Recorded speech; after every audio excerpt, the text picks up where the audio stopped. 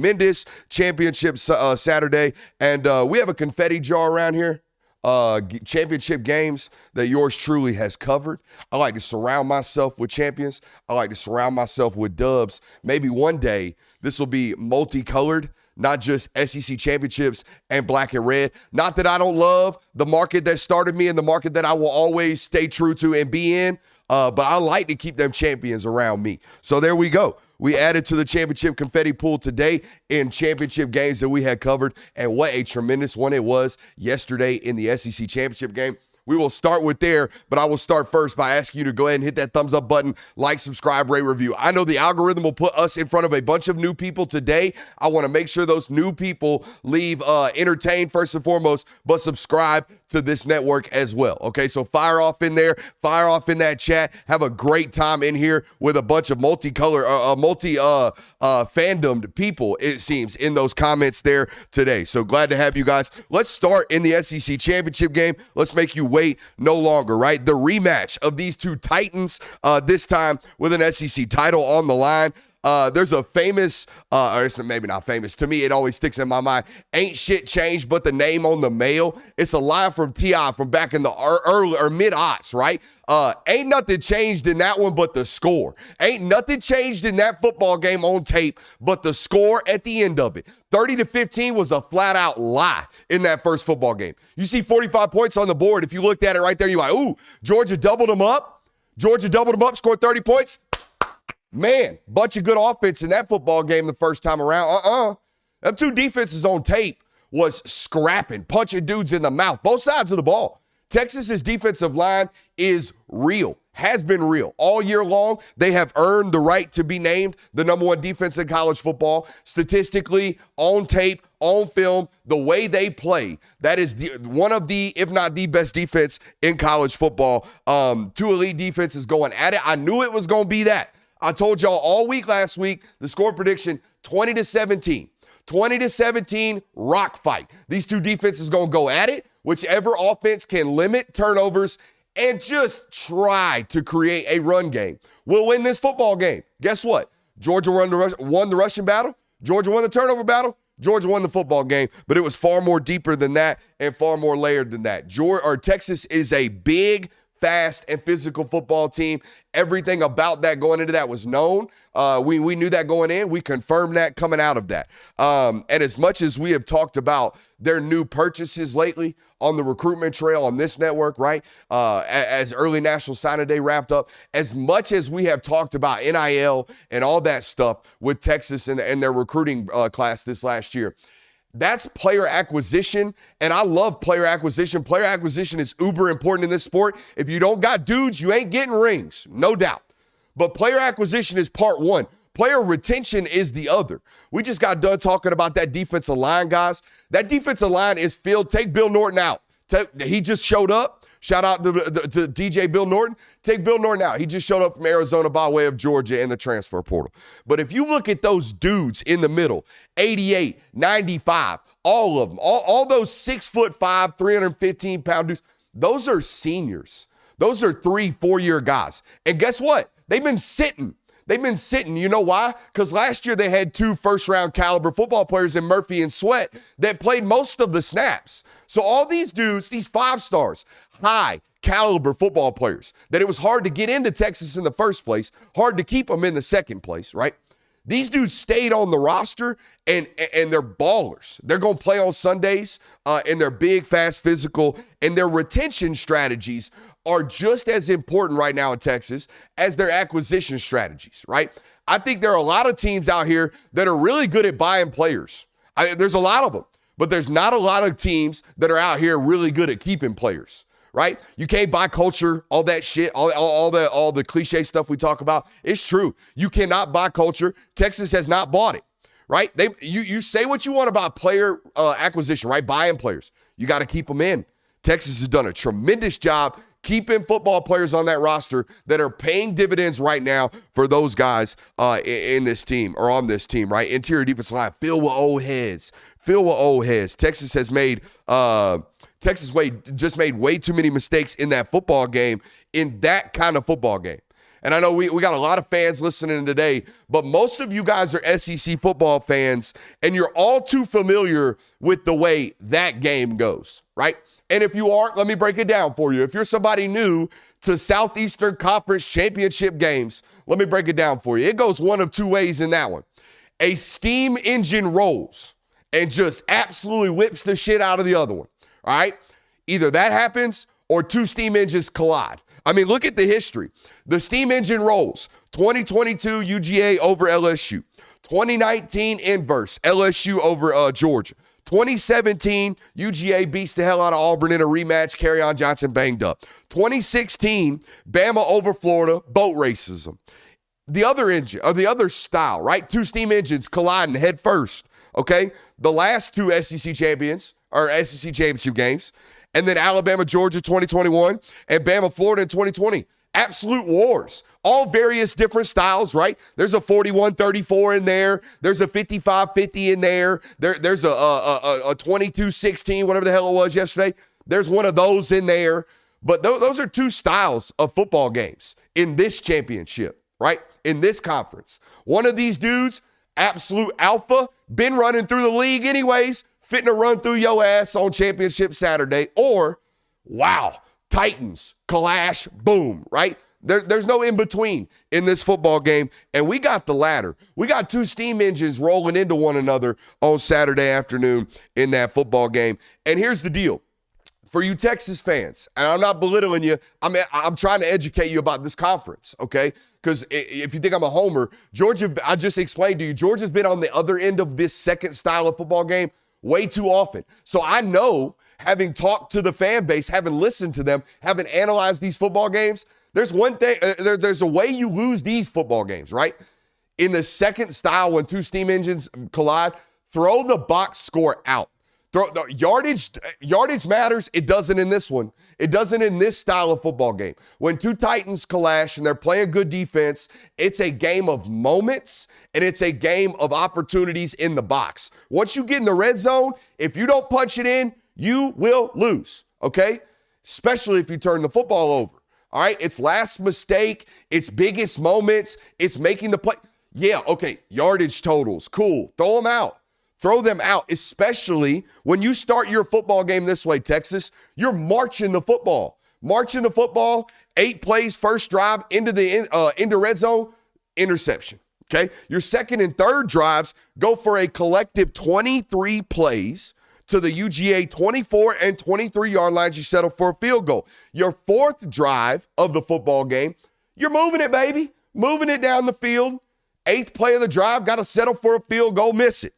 Okay, so you have 4 drives to start the football game where you're chunking it up. You're doing a tremendous job moving the football. But as I just told you, in this one, it don't matter. Yardage is it's a misconstrued stat in this football game. It's about moments. And when you got into that red zone, you had 4 opportunities, you left with 9 points. That ain't gonna do it. That's not gonna do it in this football game. I know. Points were at a premium, but it's ultimately going to come back to haunt you in this football game, right? Eventually, in these games especially, the defenses, they will figure you out. They will ultimately start to lean on you, right? Those lines of scrimmages, the mismatches on the line of scrimmage will ultimately expose themselves further and further and further as the game extends, right? And if you go look at it in that second half, in my mind, and tell me if I'm wrong, in my mind, the only 2 big plays for Texas in the entire second half were a punt return, okay, and the other one was the bluff slant. It was a big touchdown, right? You ran it was like a fake bubble with 2 wide receivers, and then just ran a slant in up off of it. Backside safety misses a tackle, takes it to the door. 2 had a great game. 5 had a great game, okay? And the 2-minute possession, by the way, oh my God, Ryan Wingo, what a vet play. Did you guys notice, by the way, 100% PI on Dalen Everett, the second one of the game, the one that put the ball in the end zone, they end up sending it in overtime. But nonetheless, Ryan Wingo stacks him immediately. Dalen Everett's in man coverage. Wingo's on top of him. It's going to be 6. It's about to be ball game. Dead ass. And Dalen Everett immediately starts to panic, but Ryan Wingo notices, oh, look, ball's underthrown. So if you go look at that replay, Ryan Wingo kind of like hugs Dalen Everett and brings him in. Everett never gets his head around, so it's automatic PI. But I thought, wow, that's a freshman out here making like a supremely vet play to just hook him, bring him in, draw the contact, ball's underthrown. I either have to fight through him, which I'm not going to do right now. I'm fading back anyways, thinking the ball's going to be properly thrown. But anyways, thought it was a tremendously like high IQ vet play by a young freshman to draw that personal foul. But apart from that, those like 3 plays in the second half, Georgia's defense stymied the entire time. Masterful performance, and they abused Texas's offensive line. When I got home last night, about 2 o'clock in the morning, I'm looking through all those photos of the game whilst watching the television broadcast. Do you know how many times Wisner was just like running into the asses of Texas offensive linemen? I'd say like 3/4 of his carries, guys. I mean, that's and by the way, other way too, Texas's defensive line did a lot of that to Georgia's offensive line until the second half when they had to start accounting for, maybe potential backside quarterback run. But man, what a performance by 97. Warren Brinson, Xavier McLeod, Damon Wilson, Jalen Walker, Smile Mondon, C.J. Allen, obviously Michael Williams had tremendous football games played out of this world for the second time against that unit. I'm really excited to go see what they did game plan-wise. They opened that football game in the first matchup against Texas in a 5-down front in every way they could. They played a 5-down front, and I know for some of you people, if you're not a normal subscriber of the Film Guy Network, I always do that backwards. If you're not a normal subscriber of the Film Guy Network, I might be talking over your head right now without going to the board, and I apologize for that. But Georgia played a 50-down front out of every formation and personnel package that they possibly could. Gave them 5 down every single time. 5 down with the nickel. 5 down with the outside linebacker who's bodied in a nickel, or the personnel package is in a nickel. Oh, they gave them 5 down out of 3-4 personnel. They gave them 5 down out of everything. And I'm excited to go actually look at the tape and see how many times they gave them that 5 down front. Make sure you're hitting that thumbs up button. Let's talk Gunner. Let's talk Gunner Stockton. I told you, 2 styles of SEC championship games. Steamboat or steam engine rolls, 2 steam engines collide. When 2 steam engines collide, it's about moments. It's about moments. And there was a moment, Carson Beck goes down, elbow hit, last possession of the second half or first half, Hail Mary opportunity. By the way, anybody playing results, couch coach, going, why are we not just kneeing the ball going into the half? Our dumbasses got our quarterback hurt. Bro, you're the same idiot that'd be on Twitter bitching about Mike Bobo being too conservative if he had need the ball out. So you're just that guy. You're just negative Nancy, and I'm fine with that. So if you got one of them in the chat right now, don't see your way out, but just go on, hush that one up. So Beck goes out, and by the way, we'll see. But Gunner comes into the football game, and that's a moment, right? And I get back on the field really quickly during halftime. I go upload my photos from the first half. I go right back to the field, and there is and I'm told it's Gunner, right? I get information, I get intel. I'm told it's Gunner. That's when I tweet out, if you look, hey guys, I think we're going to see Gunner here. And every time I'm in the bins, there is a state championship high school football coach who is a friend of the show. He shall remain unnamed. But he's a friend of the show. He's a state championship high school football coach. Like, this guy knows ball, okay? This ain't like some fan. Like, he's a Georgia fan, but this is a football guy, all right? Big-time high school football. Big-time state championship winner. Big-time football coach. And he sits at the same spot every time in the bins. Coach, I don't know how you get the tickets. Never asked. I might have to. Every time Georgia plays there, he's right there in front row. So I come out, find out it's Gunner. I go straight to him because I want to have a ball conversation. That's what I want to do. I don't want to talk to no media guy. I want to have a ball conversation with another verified ball knower. So I go talk to Coach. Coach, it's fixing to be Gunner.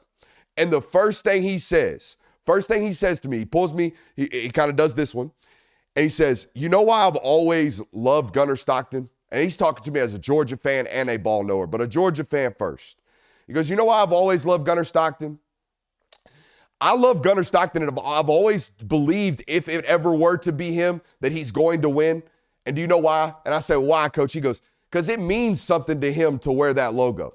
It means something to him to be a Georgia Bulldog, all right? It means something to Gunnar Stockton to play for this football team. And you saw it in that performance. I mean, the last snap that he takes is quintessential. I mean, it's 45 minutes to 2 hours, or like an hour and a half after this ball knower tells me this. It means something to him to wear that. And the last snap that dude takes in overtime, he's either going to score or he's going to die. And he's fine with that. And you could tell by the way he attacked the goal line, he's fine with that. I don't care what happens to me right now. I'm going to do everything I can to make sure we score this football and the game is over. And the game is over. And that is him. That is everything about that dude. He loves playing for that football program, right? And I will hear people, or people will hear that, and they'll say, but Brooks, this is the same guy that was committed to South Carolina for a very long time during his high school recruitment process, to which I would say this. You're missing the point about soldiers like Gunnar Stockton. Loyal-ass soldiers like Gunnar Stockton in a world where they don't really exist. They seem not to exist, but this loyal soldier exists. And soldiers like Gunnar Stockton don't die. They're not willing to die on their sword for whatever colors are on the banner. That's not what they're there for. They're not there for colors. They're there for their brothers. That's what they're all for. And I know, oh my God, listen to this cliche rolling mother. No, it's real. It's football. That's what it is. That's a physical ass sport. It's a physical ass sport that hurts. And when you're not uber talented, when you're not 6'5", when you're not 230, when you don't have a howitzer, when you're not God's gift to the position, when you're a 4'8" runner, that's what he is. When you're a 4'8" runner, it does have to mean more to you. Your teammates have to love you more. You have to create that sense of belief through the fact that you love them as well. And it showed up as soon as they put the microphone in the kid's face for the first time in his career. The first time they put a microphone in that kid's face, what does he say? Oh, I'm just glad we can do it for the seniors. I'm just happy I knew I had to do it for these guys. He didn't say shit about himself. Never will. That kid will never talk about himself because it's all about brothership for him. And now look, is he perfect? Absolutely not. Absolutely not. All right. That was one of the worst in-game decisions, the interception, one of the worst in-game decisions and obvious signs of, oh my God, he's panicking that I've seen in person. Okay. So it's not perfect at all. All right. And there are some limitations as a thrower. I think also a limitation as a thrower with regards to the length of the delivery showed up in the fumble as well. There is a lot to clean up. There is a lot of deficiencies from regards to what Carson is as a processor and a passer. However, I have to believe that if you go into a college football game with that guy as your starter, man, you're studying Haynes King. You're studying UMass. You're studying how can I design 12 totes for this guy, not 5 quarterback draws. Guys, that's anybody can run quarterback draw. Quarterback draw was in the book when Carson Beck was the quarterback. Y'all saw that a couple of times this year, okay? And that's been in the playbook. What we can't do when preparing for an SEC championship game is spend 2 weeks or a week putting in quarterback design run for Gunnar Stockton, in hopes that, or in case Carson gets hurt. No point this season have they ever installed that. Not since camp. Okay, so in the middle of that football game, Carson goes out.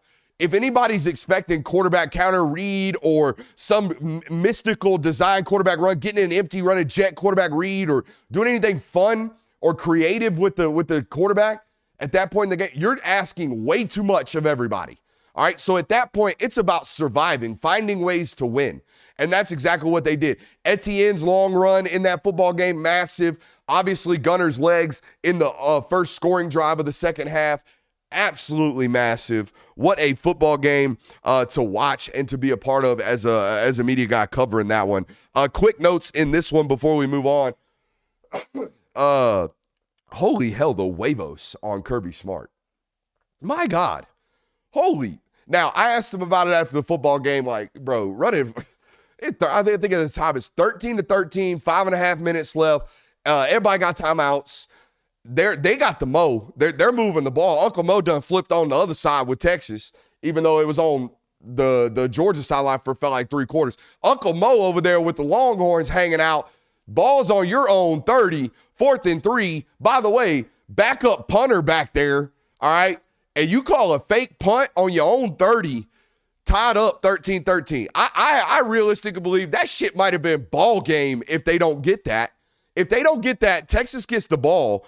They're either scoring a touchdown or kicking a field goal. Either way, 16-13, you got your backup quarterback in, and y'all ain't moved the ball since the first drive, by the way. All right? Y'all needed a spark. And I asked him about, I thought it was the biggest moment of the game. They ended up getting 3 points on that drive and pushing it to 16-13. Texas obviously comes back down a little bit later and kicks another field goal. But holy hell, what a play call. What a play call by the coach in that moment. And to Kirby Smart's credit, as always, he said after the football game, it's a whole hell of a lot easier to make that call when you know in the headsets, everybody on the field knows we're playing with house money. We're gonna make the playoff anyways. This is not a loser go home situation, but we sure as hell would like to win it. And they end up calling that. I mean, just a tremendous play call right there. Tremendous toughness from Trevor Etienne. Kirby Smart after the football game said that, you know, Kirby came in, or Etienne rather came into the meeting room this week and talked to the team and said, like, hey man, like, it just expressed how much this game meant to him. And I didn't have an opportunity to go to player press conferences because they split them up weird. So Jonathan went in with the other player media hall, and Jay Will said that there's not a happier human on the earth right now than Trevor Etienne. It's the reason he came to Georgia, right? It's the reason he left Florida to come here and to potentially play for a championship. Not just a national championship, but a conference championship. And he expressed that. And he broke code, really. He broke Georgia medical code normally. And what do I mean by that? Normally, as long as I've covered Georgia, if you're hurt, if you're like, I can't dress hurt, you dress for a week, right? And then you play the week after that. That's normally how that works. You dress for a UMass, and then you play against Georgia Tech, Roger Robinson. You dress for a Georgia Tech, and then you play for a SEC championship game. He bypassed all of that. This guy hadn't dressed since Ole Miss, and then he comes out and just a dude in this football game was the difference maker. Kirby, and I agree, after the football game, said, Dalen Everett, 2 picks, great job. Trevor Etienne was the MVP in that football game. I felt like everybody on the defense played great, Dalen included. But, man, I thought Etienne's toughness was tremendous. Now, we got a lot of people right here. I'm going to go ahead, break news. Go ahead, write the articles. Jonathan, if you're watching this, because I gave you an opportunity to come work today, you didn't. So, just kidding, buddy. Dude been working. Dude been slaving all year. I'm glad he took the day off. I would have looked at him weird if he showed up here anyways. Sundays is my day. Let me cook. But anyways, if you're watching this, go ahead, prepare the articles, the ops as well. Because he said it. He said it yesterday, and I don't know if anybody noticed. I know a lot of fans watch the press conferences, but I don't know if anybody noticed. Kirby Smart yesterday, when talking about the Gunnar Stockton hit, obviously that guy, I got to remove a user. Sorry. It's NFL time. We're creeping up on NFL time, so we got everybody spamming the stream watches. Anyways, Kirby after football game was talking about Gunnar Stockton going out with the helmet, right? And if it's targeting, he gets to stay in. If it's not, he has to go out. Carson's got an elbow thing, can't grip the football, he says. So now they're in the headsets preparing, he said, did y'all hear who the third quarterback was? Preparing Puglisi to run out there and take a snap.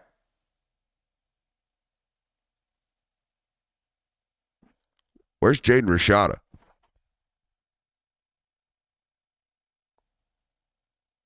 Anybody know? He's the 4. And we've wondered all year. We've wondered all year, hey, who's the back? Like, first of all, some of y'all was out here like, who's the backup? This channel knew Gunnar Stockton was the backup. But we didn't know who was after that one. Kirby finally gave us an answer via that one. So Ryan Puglisi is currently the backup until Carson Beck gets healthy, is what that looks like to me. And that's what that sounds like to me. So, yeah. And y'all can make assumptions the way you want. Y'all going to do that. So, Speaking of quarterbacks, Kyle Flood, buddy, if you're watching, why no Arch Manning? Why no Arch Manning? What are we? I didn't like this about Raiola. I don't like this about Ewers. I don't like this about any quarterback that's a lollipopper. If you out here lollipopping everything you throw, and everything just kind of hangs up in the air forever and then just takes a while to get, bro, you're going to have tips. You're going to have overthrows. You're going to have contested footballs. Like, I watched him warm up. I watched every ball come out of his hand yesterday. I don't think Quinn Ewers ripped a single ball. I don't think Quinn Ewers stood 10 toes down and ripped a single ball all Saturday. Now, I know, rotational thrower, flick of the wrist guy, lower body guy, mechanics, ground force. I know. Trust me, I know. But I also know, like, sometimes you got to stand on it and rip that shit. And he never does. He leaves balls hanging up in the air. Hey, yo. He leaves them hanging, and they get picked. And I just, against good teams, coverage is tight, and they get picked. Now, what the difference was in the first half of that offense was Texas's receivers were winning 50-50 balls. Two had a great game. Great game. Obviously, the box score said that. But, I mean, winning in the first half at the catch point. And just, no quarterback run and no, like, here's the deal. I was stunned, absolutely stunned that Arch didn't at least get 7 plays. And here's the way they go. Run, bomb. Run, bomb. Get him out. That's it. Think about that. Get him in there. Make them worry like shit that quarterback run's coming. Because guess what? For the entire season, and if they see it in the playoffs, for the entire season, Georgia has struggled against quarterback run. They play boxes way too light, okay? And you have an advantage as a box count on the offense. We've talked about it ad nauseum on the channel this year. It's very simple, but a lot of people don't know they just don't talk box counts, okay? It's not fun. It's not hot takey, okay? But Georgia struggled with it all year. And all Kyle Flood and Texas had to do was not be afraid of hurting Quinn Ewers' feelings, because that's what it's felt like to me all year. They are very obviously just afraid to hurt his feelings, to pull him and play the other guy, because he's been good to them. And Quinn has been good to them. But guess what? The NFL sees it too. The NFL's like, all right, well, maybe he's like a second, third round quarterback, and he's a really good guy. And he's a really, really good college football player, and he's semi-accurate, and he can extend to make plays off platform, and he's that. But I don't think anybody's looking at Quinn Ewers like a top 10 pick right now. And if you are, I'm looking at you a little bit weird, okay? So I'm just wondering, like, where in the hell was Arch Manning in that football game, and why is he – why? Where? And to that point, I thought Sark lost that football game in the margins from the other guy on the sideline. And by the way, I've seen other coaches not naming Nick Saban beat a Georgia team. I've seen Ole Miss punch them in the mouth and whip their ass at the line of scrimmage. I've seen that. I've seen football teams beat Georgia. I've seen South Carolina beat Kirby Smart. Couple interceptions, pick six, all the likes. I've seen it happen. What I have not seen, apart from when Nick Saban's on the other sideline, and correct me if I'm wrong, chat, I have not seen a football coach beat Kirby Smart. Every other dude on the other sideline, whether it's Ryan Day and Kirby Smart calling a timeout when he saw a fake punt coming, and winning fourth quarter football games in that game and doing clock management and whipping him in the fourth quarter, whether it be Saturday with Steve Sarkisian, when the game is won or has an opportunity to be swayed by the guy on the sideline, if Nick Saban ain't on the other sideline, I got Kirby 100%. And guess what? Nick Saban, and that's what, it's so weird. That's what Georgia staffers were telling me, that they were kind of talking amongst each other. Hey, Saban ain't walking through that door. We're good. Joe Burrow ain't walking through that door. This ain't like everything else. We got this. We got that guy. We got this. We got the visor guy. We're good. And to an extent, to a man, every time he's matched up against anybody on the other sideline, and it's to be had. The game is to be had in the margins. Margins are won. As we kick off the college football playoff rankings,